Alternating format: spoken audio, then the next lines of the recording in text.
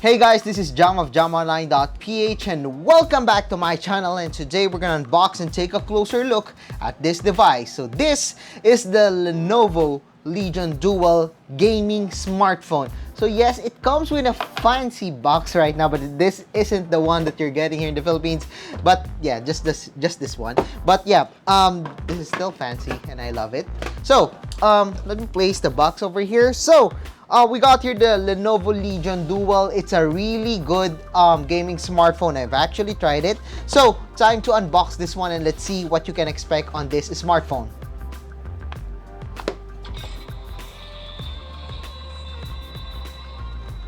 I'm not sure if you heard that one, but we got here a sound whenever we're opening the box of the Lenovo Legion Duel smartphone. So I got here the red color. I'm gonna turn it on. I'm gonna set it up and everything.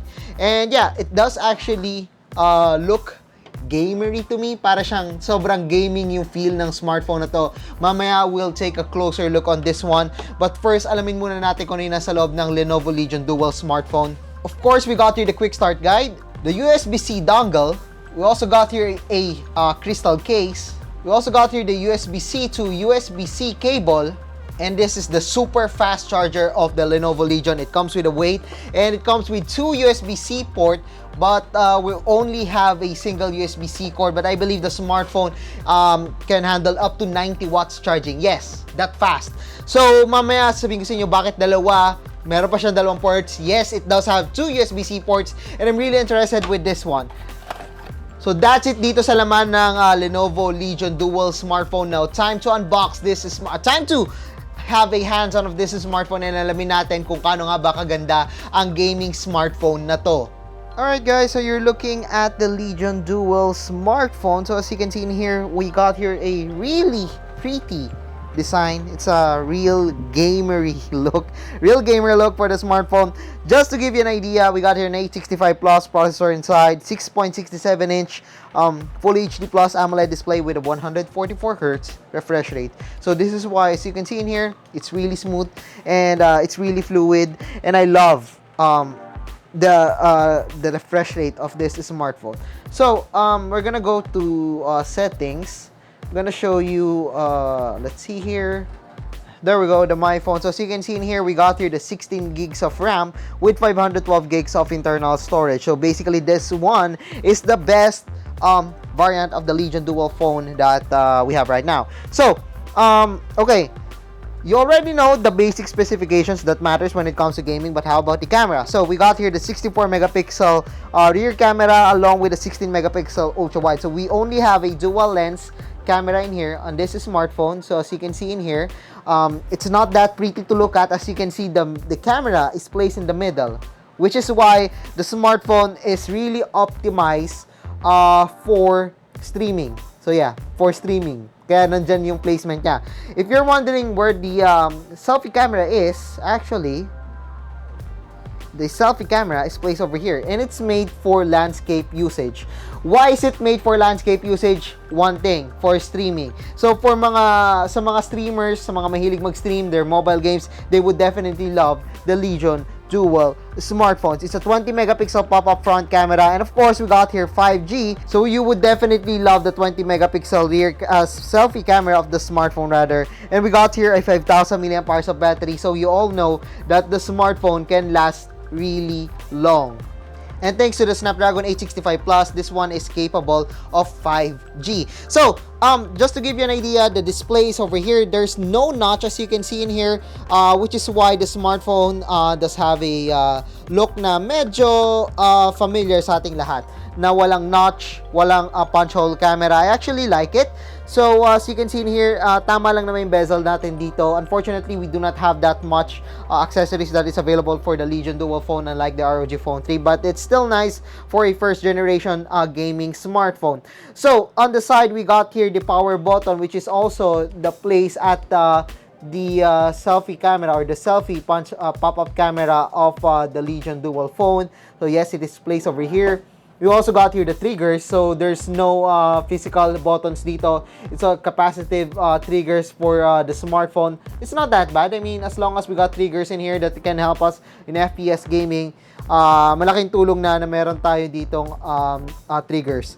Then on the other side, we got here the volume rocker. We got here the USB-C port. I'm not sure if you could see that clearly, but we got here the USB-C port.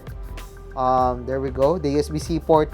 Below, we also got here the USB-C port, and unfortunately, there's no headphone jack on this one, which is why the smartphone does come with a 3.5mm dongle. So, as you can see earlier, we got here an in-display fingerprint scanner, and at the back, pinag-usapan na natin to kanina, it does have a look na made for landscape na gaming. This one, the Legion logo actually lights up. So, nakikita nyo naman, it lights up to red. So, you can actually customize that one, whatever that you want for that one.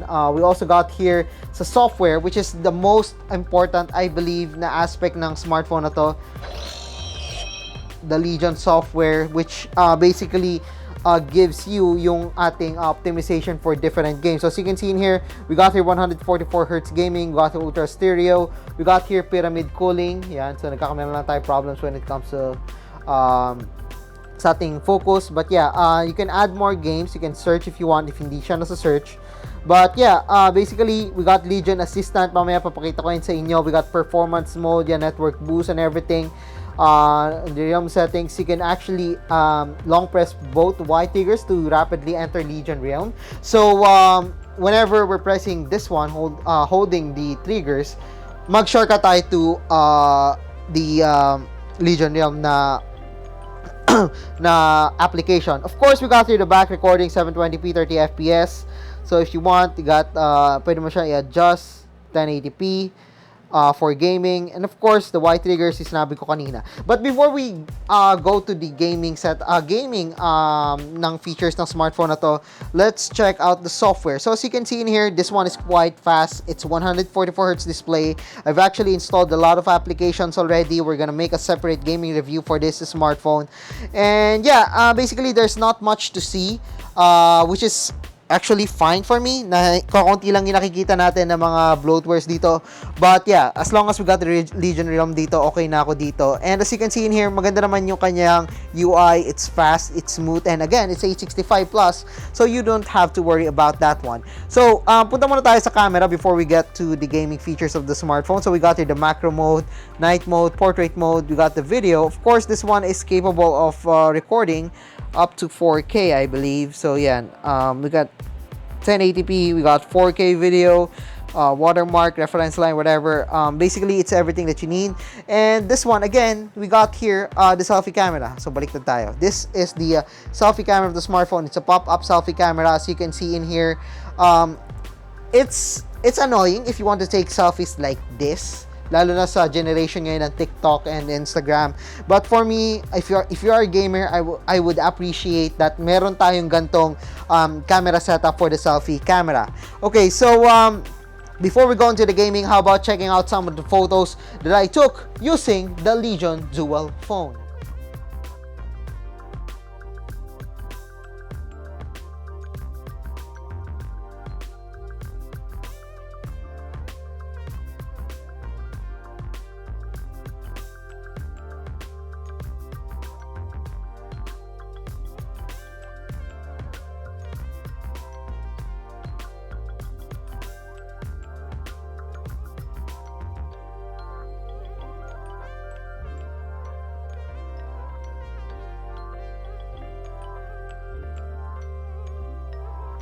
Alright, so we're not gonna do a gaming review of the smartphone right now, but I'm gonna show you some sneak peek with Genshin Impact, one of the most popular games right now, and probably one of the most demanding, probably the most demanding game right now in the market sa mobile. And yeah, medyo malakas siya, if you have noticed. I'm not sure if you could hear that clearly, but we got here really nice vibration on the smartphone. We got here the speakers on both sides, and nararamdaman ko na talagang sobrang lakas ng speakers niya whenever I'm playing this game. Yan. So, this one is quite loud and napaka-clear. So, katulad ng sinabi ko kanina, swiping down from the top will give you the shortcut for the gaming features. We got here the Rampage mode, which basically boost yung CPU and the GPU of the smartphone. We got here the WLAN or the 4G quality, and of course the control for the brightness over here. Okay, medyo focus lang natin. We got here the control for the brightness. There we go. WLAN 4G. We also got here the control for the sound. And here's the best part. We got here the back recording. In case gusto nyo mag-record back ng 15 seconds na highlight. This is awesome if you're playing games like Call of Duty Mobile and also PUBG Mobile. So para ma-record nyo yung mga highlights nyo. This is actually one of the best gaming feature na nakita ko sa isang isang smartphone.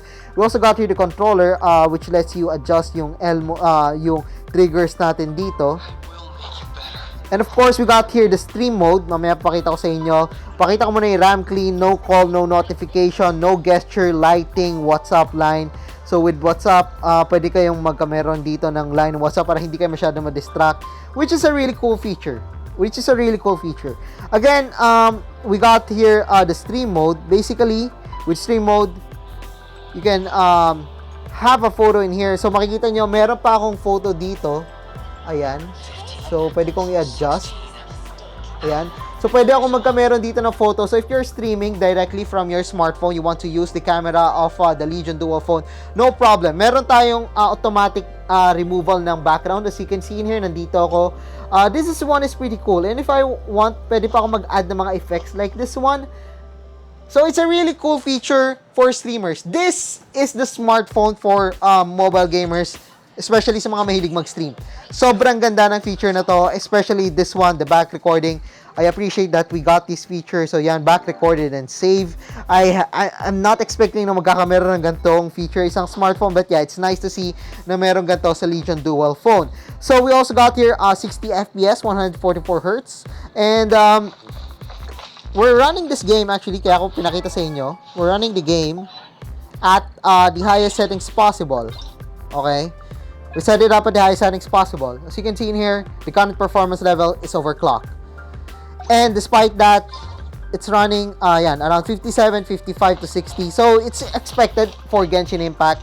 And the thing in here is that medyo umiinit naman siya. That's the problem. Wala tayong kasamang cooler dito unlike the ROG Phone 3. And you can see in here that we're starting pa lang nasa 40 degrees Celsius na tayo. It can go up to 50 in some after long term on ng gaming. But so far, I love what we're getting in here. I love what we're seeing dito sa Legion Duel phone. It's a really cool smartphone. It's a smartphone made for gamers. I'm pretty sure that a lot of you would definitely love the Legion Duel phone. So yeah, I guess that's it dito sa ating unboxing and hands-on ng Legion Duel phone. So if you like this video, don't forget to give us a thumbs up. And of course, if you haven't subscribed to my channel yet, well, be sure to click that subscribe button along with that bell button to get notified of the latest videos here at my YouTube channel. So once again, I am Jam of JamOnline.ph. Thank you for watching and see you guys again in my next video.